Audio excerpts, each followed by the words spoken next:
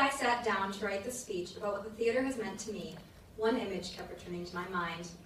It was one of a little girl, maybe 6 or 7, with long, tangled brown hair long enough to sit on, staring with the widest eyes known to humankind up at the big stage.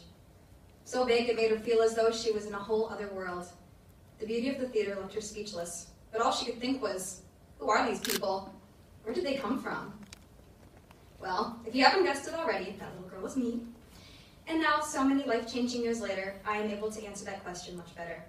And the answer is, we come from everywhere. Everywhere and anywhere. From little towns to large cities, the dreamers and the realists. In the theater, it doesn't matter who you are or where you come from. All that matters is that you have a dream and will do whatever you can to fulfill it. That dream may be making it under the spotlight or becoming the head controller of the spotlights themselves. And that's really what the theater is, especially in East Grand Rapids. A bunch of wide-eyed dreamers, slightly unsure of who they are yet, coming together to create one big, unpredictable masterpiece. Theater gives each and every person the opportunity to be whatever they want to be, on or behind stage. That is exactly what the theater has meant to me. It is opportunity. You get the opportunity to fight your fears, the opportunity to be someone else for a day, and the opportunity to be noticed. And the fact is, you don't always have to be under the mic to be heard, and you don't always have to be under the spotlight to be seen. It is true, though, at times you won't always get to the place that you want to be. There will always be roadblocks, parts that you won't get no matter how hard you rehearse. There will always be mistakes that you make. I remember way back into the beginning of freshman year, all my friends and I showed up to the very first audition of Midsummer Jersey.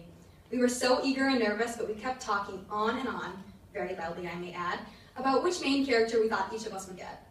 Well, turns out when the cast list was posted, most of us didn't get any speaking roles. I didn't even get cast at all.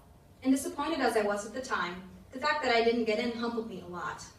That and the fact that during the next year, all my upperclassmen friends wouldn't stop talking about that annoying group of freshmen that wouldn't shut up. I didn't tell them. Not getting in let me appreciate theater through discovering what life was behind the scenes. And if I had to go back to all the times I didn't make it, I wouldn't change a thing. It is the chance to try again that makes the magic. It is the will to move on and the opportunity to start over that keeps us returning to the theater. It makes you stronger and bounce back faster, so the victories seem twice as meaningful.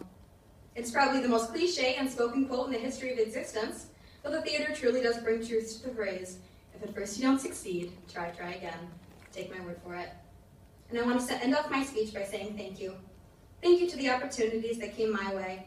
Thank you to the people who have guided me throughout this learning process, to the dreamers that create, to the realists that make it happen, to the cast, to the crew, to my family, especially my mom, whose encouragement and support was endless, and my best friends, to all of you. Because without you, I wouldn't be me. Without the drama department of my life, things would have been very different and probably much more boring. Thank you for being a part of my play called life. I hope I was able to play a part in yours. Thank you.